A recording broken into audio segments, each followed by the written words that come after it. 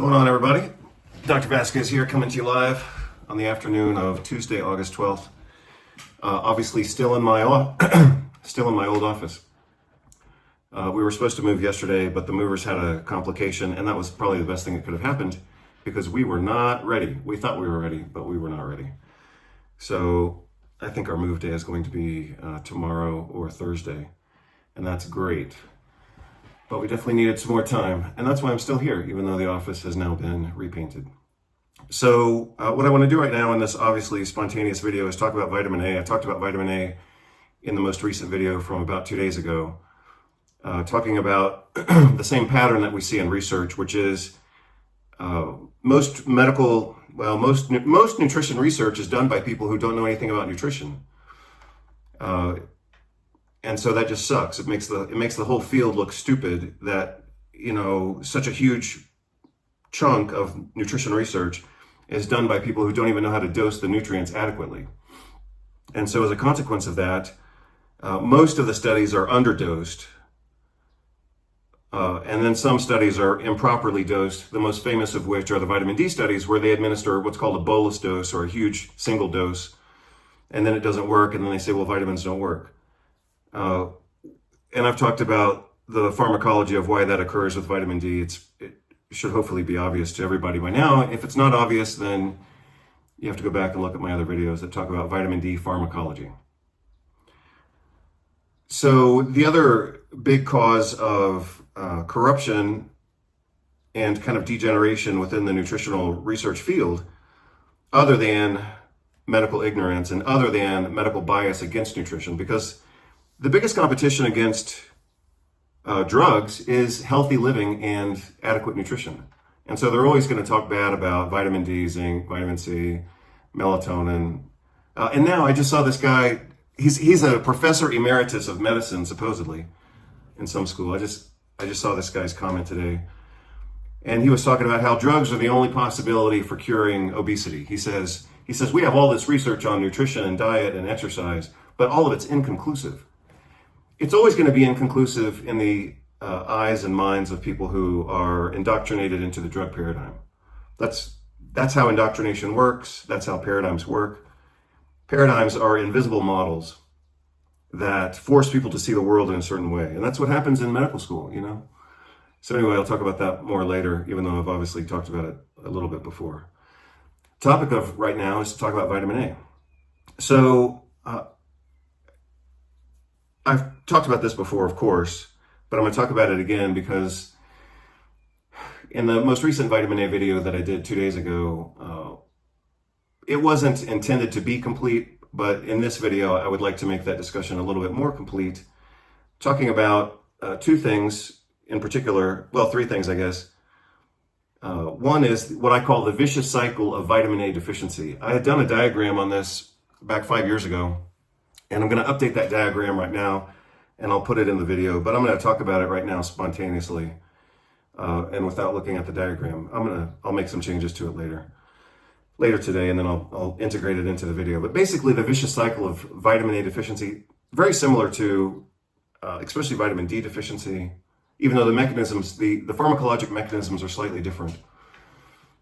The outcome and consequences are the same. But this applies to other nutrients as well. Zinc, certainly protein status, especially glutamine and cysteine. But anyway, here it comes. Most people survive and exist in a state of what's called marginal nutritional status, which means they're not exactly deficient, but they're kind of on the borderline.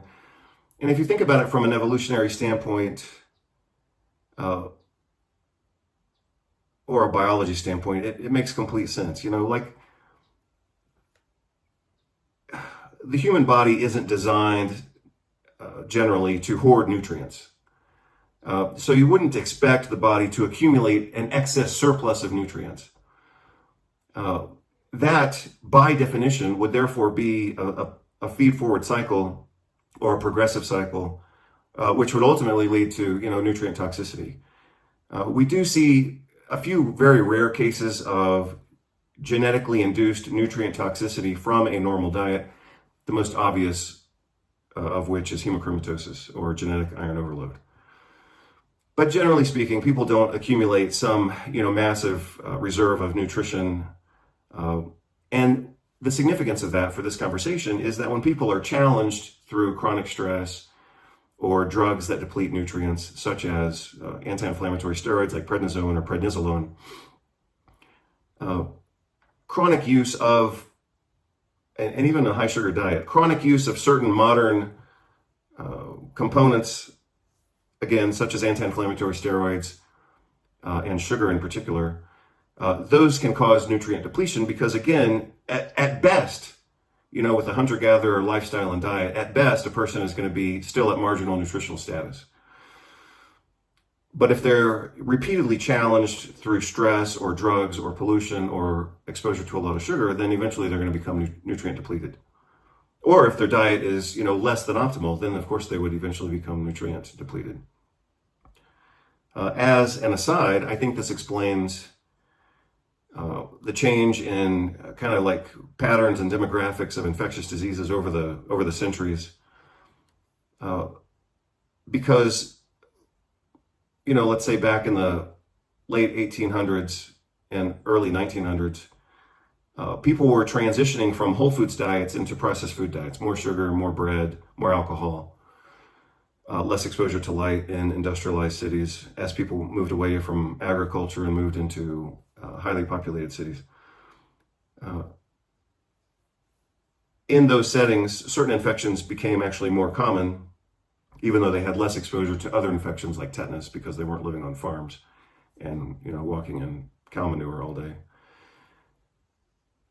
So as the diet became of lower quality and the environment became more dense and therefore more easy to transmit infections, I think that's why we saw at times an increase and at other times a decrease in infectious disease prevalence. The decrease came, of course, with sanitation and clean running water, refrigeration, and toilet services. But anyway, I'll obviously have to organize that idea a little bit more. But anyway, I think that explains why we saw eventually we saw an increase and then a decline in infectious diseases. And the drug pushers want to give all the credit to vaccines, but the actual credit, I think, goes to changes in demographic patterns and sanitation, first getting a little bit worse and then getting better.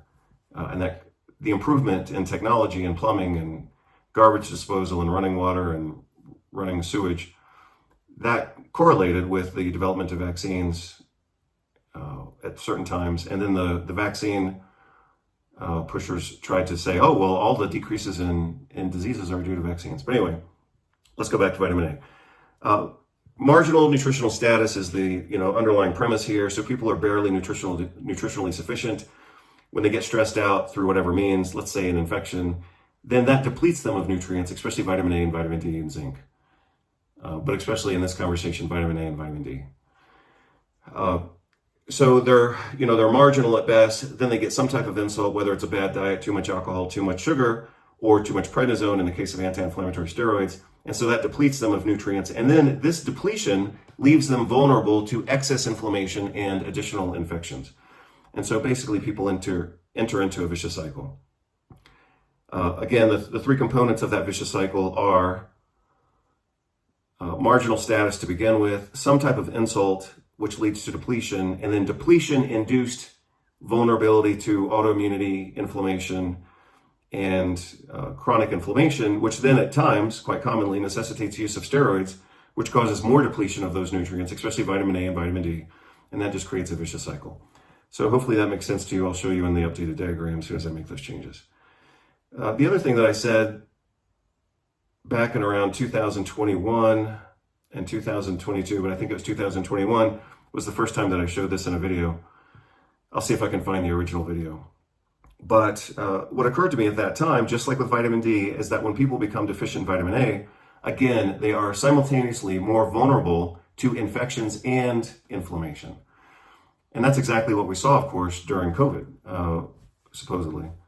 Or at least, let's say during the COVID pandemic, whatever it was that people were more vulnerable to infection and suffering some pretty dramatic inflammatory consequences, whether from the infection or from the inoculation, or both. But that some people got into a vicious cycle where they couldn't get out of being sick and inflamed and sick and inflamed. And again, I think it goes back to what I had said before about the vicious cycle of vitamin D deficiency, which is almost the same as vitamin A deficiency, except the mechanisms are slightly different. But again, people start deficient or at best marginal nutritional status, and then they have some type of insult, whether it's dietary or infectious or inflammatory or psycho-emotional stress due to government gaslighting. And then that makes them more deficient and more prone to more infections and more inflammation, and then that just creates a vicious cycle. So again, the vicious cycle with vitamin A is that people become depleted. That makes them more vulnerable to infections, more vulnerable to inflammation. The medical treatment oftentimes is to administer anti-inflammatory steroids like prednisone or prednisolone, and that just causes more vitamin A depletion. Same thing with vitamin D. The medical profession doesn't seem to be able to trust their own data supporting what I just said, so they ignore it, and then they say, well, vitamins don't work. What I showed you the other day, 2 days ago, in the vitamin A research, is that one of the things they noticed in the vitamin A studies is that when people were treated with conventional therapy and vitamin A, that the vitamin A didn't work very well. Well, part of conventional therapy for COVID is giving steroids to reduce the inflammation. And yeah, that makes sense, but they never asked the question about using nutrients to reduce inflammation and restore immune balance. I mean, I've been talking about immune balance now for 20-something years. And even when I wrote about it back then, I remember exactly what I wrote. And I also remember that we were barely on the cusp of understanding this at the time. But I wrote it anyway, and then I tried to fill in the supporting data that we had back then. I remember this very, very clearly because I was living in Houston, Texas, and I was writing some chapters for the textbook of functional medicine that was eventually published by the Institute for Functional Medicine. And I had been assigned the chapter on immune and inflammatory imbalances and whatever, balance and imbalance. And rather spontaneously, I wrote the sentence that said, we have to distinguish between inflammatory imbalance and immune imbalance. And like I said, that was 22 years ago, and we were barely on the cusp of understanding that, let alone having, therapeutics to manage that. Of course, now we know a lot more. But again, vitamin A and vitamin D are two perfect examples. When people are vitamin A and vitamin D and or vitamin D deficient, they have reduced immunity and reduced barriers all across the board. That makes them more susceptible to infections and inflammatory disease. When they succumb to infections and inflammatory disease, it just creates a vicious cycle of deficiency. Treating them with steroids tends to make those situations worse, which is why steroid drugs tend to neutralize the effect of nutritional supplementation in a lot of times. It increases the excretion of vitamin A, vitamin D, zinc, and screws up the balance between glutamate, glutamine, and cysteine. So it just causes a lot of hell. Not to mention, I guess I am mentioning it, but also altering tryptophan catabolism in such a way as to cause, altered kynurenine metabolism, as well as kind of the cerebral prednisone paradox, so to speak, which is anti-inflammatory steroids cause an anti-inflammatory effect in the body that you can measure and see, but it paradoxically causes increased inflammatory patterns within the brain. So administering steroids, I'll say it again, reduces inflammation in the body, but increases inflammation in the brain. So I want to talk about how I currently dose vitamin A for myself and for family and friends and people. Our family owns a pharmacy, so we end up treating quite a bit of infectious disease. So here's the way that I think about it. And I'll just tell you the story. I mean, I knew this stuff intellectually for years, but I'll tell you how I kind of relearned it on a more personal level and how I changed my perspective on this. And that is, my wife has a tendency to have a chronic cough. And me, being the environmentally sensitive guy that I am, meaning sensitive to whatever's going on in my environment, listening to her cough just about drives me nuts. So for a while, in various locations, it happened when we were in Spain, then it happened in the United States, and it's happened everywhere. But sometimes she gets into this cycle of having a chronic cough that just about drives me nuts, and I'm sure, obviously, it bothers her too. But we had to try a lot of different things to try to get her over that cough. And we did try a lot of things, ranging from, phytonutrients to steroids to obviously nutritional therapy in different forms. And again, I knew this stuff intellectually, but one day it finally occurred to me, it's like, we should try some vitamin A. Actually, I can tell you the story of this too. So this is what happens with spontaneous conversations, is they tend to go all over the place. But I'll tell you what happened to me, and then I'll go back to what happened to my wife. But I realized it with her, and then I realized it with me, so whatever. I remember we took a few flights, and I remember getting sick on every one of those flights. Like sick a few days later with like a respiratory infection, a virus or whatever, or a sinus infection sometimes, what seemed to be a sinus infection. So we took a quick weekend trip there and back, and I got sick, and I was like, what the hell's going on with this, But at that same time, I saw that I had a little patch of a yeast infection right here on my shoulder. And that was actually great, because that helped me understand that I had reduced cellular immunity. I mean, that's what was causing that little patch of so-called ringworm that I had right here. Ringworm obviously isn't a worm, it's just a yeast infection. So I had this little bit, I kept getting sick every time we travel. I had this little bit of yeast infection on my skin. I was like, great, that's what I needed to know, because that showed me that I had reduced cellular immunity. And so I was taking vitamin D at the time and taking some other nutrients, but I wasn't specifically taking vitamin A, which I usually have here in my desk. Let's see if I have it right now. Oh, well, I have some bad vitamin A. This is nasty stuff, but it's the best I could find a few weeks ago or whatever. It's 50,000 per capsule. So I took vitamin A, the yeast infection went away, and I've never gotten sick since then. Even though, of course, we've continued to do whatever we do in terms of travel. So that was one of the breakthroughs for me personally. Going back to the story about my wife and her chronic cough, one day I said, we have to try something. This is driving me nuts. It's driving her nuts. And so I gave her like 500,000 or maybe 400,000 international units of vitamin A. And let's assume I gave it to her in the middle of the day or early afternoon.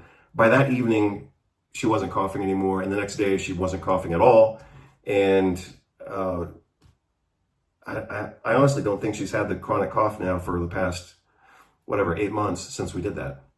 So those were two examples. Again, I knew this stuff intellectually, but in my own case, when I saw that little bit of yeast infection here, in my context of getting these infections every time we got on a plane, I treated myself with vitamin A.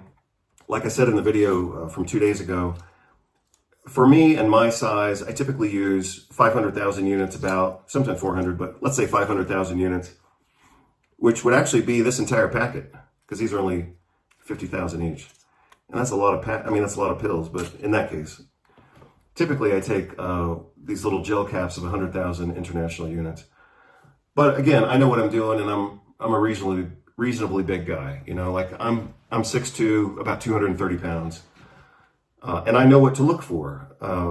The most common and most rapid sign of vitamin A toxicity is headache. And so if I'm taking vitamin A for a few days and I get a headache that doesn't go away on its own, sometimes it responds to aspirin. But, the obvious cure for a vitamin A induced headache is to quit taking vitamin A. If a person's getting vitamin A toxic or showing signs of vitamin A toxicity, and we've seen this obviously in other people and patients as well, when they're taking vitamin A and they start to get a chronic headache or a new or unusual headache, then just stop the vitamin A and the headache goes away. The headache is caused not by direct neurotoxicity, even though you can find a few articles on vitamin A neurotoxicity. It's due to increased intracranial hypertension, which interestingly enough is often due to hepatic congestion. And so probably the vitamin A is causing some level of hepatic dysfunction and that leads to some weird mechanism of hepatic congestion, which then leads to portal hypertension, which then apparently leads to like kind of a backflow in the inferior vena cava, if that's possible, but it leads to increased intracranial hypertension. I don't know all the exact mechanisms, but that's most of it. So again, it's worked very well for me. Now and then, like if I notice myself coughing, for what, you know, for if it's a non-obvious reason. I mean, sometimes we have pollen, or sometimes we have mold, or sometimes we're exposed to whatever. But if I'm coughing for a day or two, then I just hit the vitamin A, 500,000 units. Again, that's for me, my size. I'm not telling you what to do. I'm not giving you medical advice. I'm not telling you what to do. I'm just telling you what works for me personally and what I've seen work in my wife and now several other people. And that is hitting a few days, 3 days, or sometimes even 1 day of high-dose vitamin A really makes a big change in chronic cough and susceptibility to infection. My wife, who's obviously smaller than I am, and she's prone to headaches, but she can tolerate 400,000 international units for a day or two pretty easily. Again, me, for my size, at 230 pounds, I usually take 400 or 500,000 international units for a day or two, and it provides such a rapid and clear benefit that for me it's undeniable. So anyway, I just want to let you know about that. What I'm going to do with this particular video is I'm going to attach a video behind this that talks all about the risks and a little bit of benefit of nutritional therapy for infectious disease. So you can see that video and get like the complete story without me having to repeat all the lab tests and all this kind of stuff. So hopefully you'll get something good out of this video. I've always been a fan of vitamin A. I'm even more a fan of it right now based on what we know about vitamin A, what I've documented and what I've diagrammed, but also the personal experiences that I've had with it and my wife and then her extended family and then, the patients that we have in our family pharmacy. So hopefully you'll get something good out of this and you can use it. Again, vitamin A can be toxic, especially long-term at high doses. Some studies have used reasonably high doses, I think like 100,000 units per day or 200 or more. But those were in supervised and specific settings.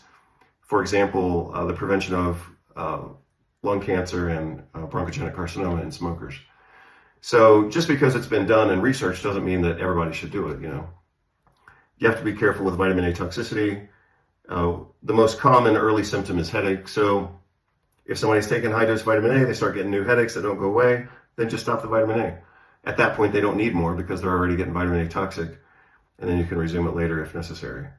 But for me, it's been a real game changer. And that's on top of eating a healthy diet and, taking nutritional supplements with some degree of regularity. But, obviously most vitamin and mineral multivitamin preparations don't have high-dose vitamin A. I mean, they may have some mixed carotenoids and a little bit of vitamin A palmitate, which is fine. But if you need more, then you've got to go for higher doses. And, a little bit of vitamin A palmitate might not do the job, and you may have to hit it harder. And just try to find a good product. This is garbage. But if I, in that particular setting, traveling, I couldn't find anything better, so I bought this. And they're 50,000 international units per capsule. So for me and my size, again, at 230 pounds, I would have to take the whole packet.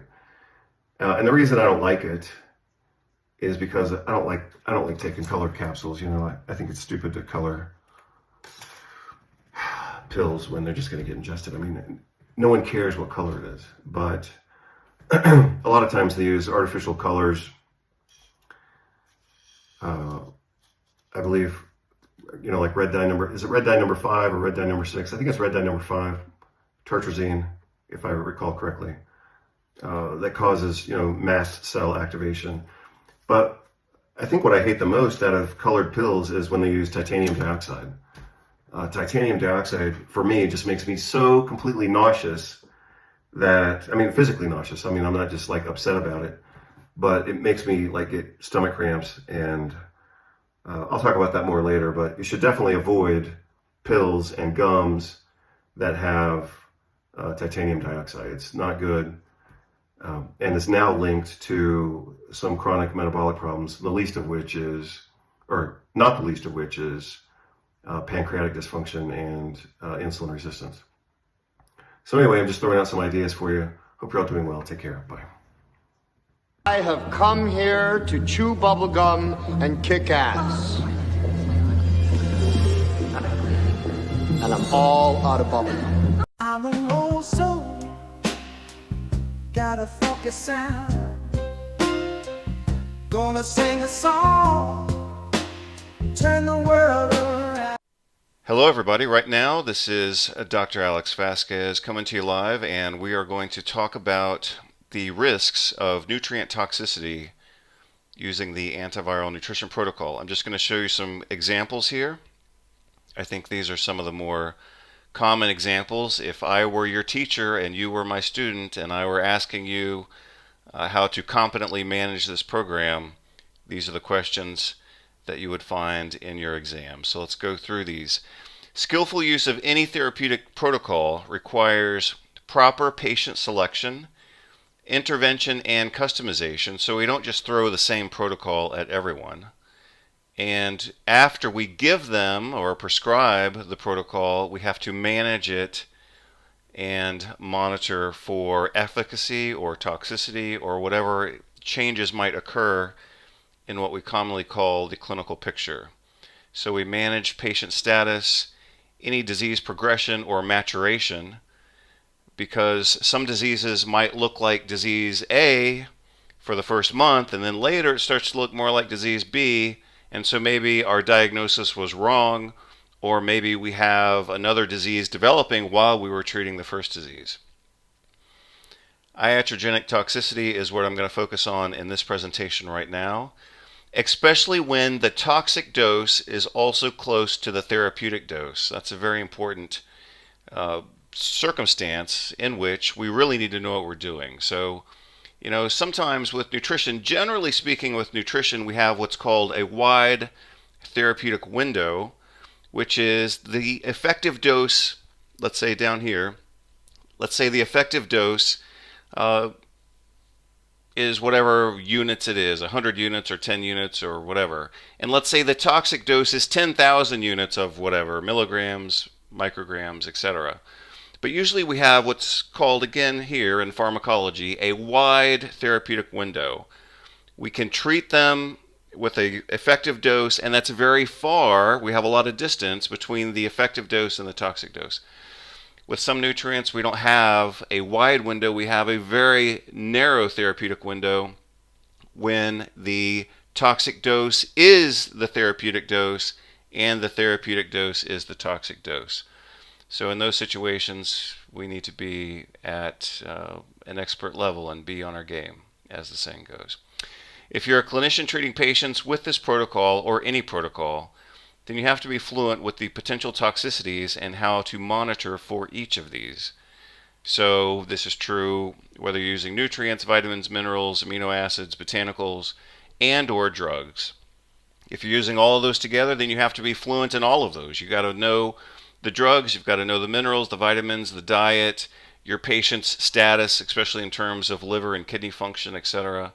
So, you know, these are the reasons why clinicians have to study and be very competent in each aspect of what they do. So we're going to look at these interventions. I've just selected a few, not really at random, but some representative examples of interventions that we might use. We need to look at these from a clinical standpoint in terms of their toxicity.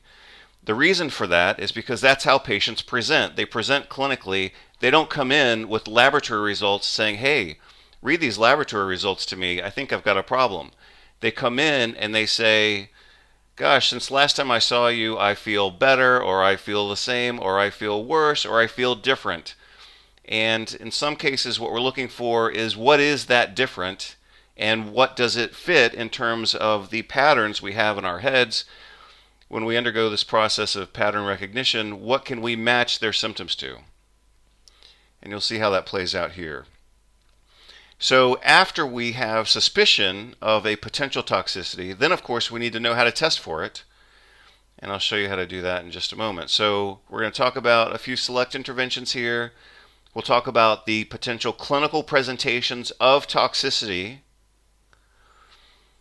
And we'll talk about how to analyze those from a laboratory perspective. So diving into this, let's start with vitamin D. What's the clinical presentation of vitamin D toxicity?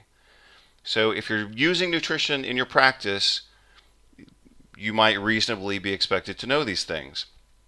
Typical vitamin D toxicity presents with weakness, nausea, vomiting, and polyuria, which just means excessive urination.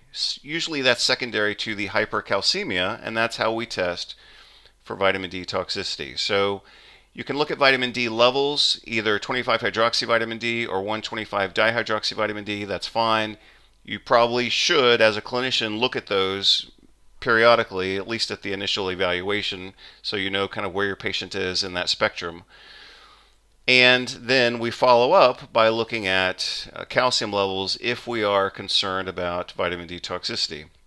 Obviously, if you're concerned about vitamin D toxicity, then you might reasonably look again at 25-hydroxyvitamin D, 1,25-dihydroxyvitamin D, because that clinical picture can change as well over time. If a disease was present that you didn't know about, like let's say the patient has tuberculosis or sarcoidosis and you didn't know it, and you put them on vitamin D and now their clinical picture is changing, through no fault of your own, you could have unmasked an underlying problem, and now your patient's got hypercalcemia and they come into your office feeling a little weak when you expect them to feel better. So this is within the range of things that we as clinicians have to deal with. I think that's a reasonably competent conversation, quick as it is, on vitamin D toxicity. Presentation, weakness, nausea, vomiting, polyuria. Other conditions present in the exact same way. That's why we take a clinical presentation and then we do labs if we don't know the answer. If a patient comes into your office with weakness, nausea, vomiting, and polyuria, that could easily be the same presentation, for example, as acute type 1 diabetes. Weakness, nausea, vomiting, polyuria, perfection. That's a classic presentation for type 1 diabetes. That's not necessarily a classic presentation for something like infectious diarrhea. So let's say your patient has infectious diarrhea, they present with weakness, nausea and vomiting due to electrolyte loss, for example, or dehydration, but they wouldn't present with polyuria if they're dehydrated. They would have oliguria or anuria. So that's how we as clinicians have to think about these things. Let's look at vitamin A. So with vitamin A, the therapeutic dose is very close to the toxic dose. So here's where we have to be on our game. So I typically teach this to students or to conference attendees. I teach them to think of this as 3 × 2 = 6. That's an easy way to kind of establish some intellectual shelves upon which we're going to put this information. So we've got 3 areas. Each one contains 2 ideas or 2 books on your intellectual bookcase. So pain is headache and body pain. So I put body pain. Sometimes it could be abdominal pain, especially if they have liver toxicity. It could be right upper quadrant pain. But the reason I put body pain is sometimes it's described as bone pain, sometimes it's described as joint pain, so I just put body pain. Dry skin and hair loss. So dry skin means dry skin on their body, but also chapped lips. That's classic presentation, and also hair loss. So you've got 2 × 2 here. You've got 2 categories, each with 2 items. Headache and body pain, so that's the pain category. The skin category is dry skin and hair loss. And then we go to labs, and then we're going to look for elevated triglycerides and indication of hepatic congestion. So the toxicity of vitamin A is liver toxicity, manifesting as hepatic congestion. The labs that we use for monitoring or diagnosing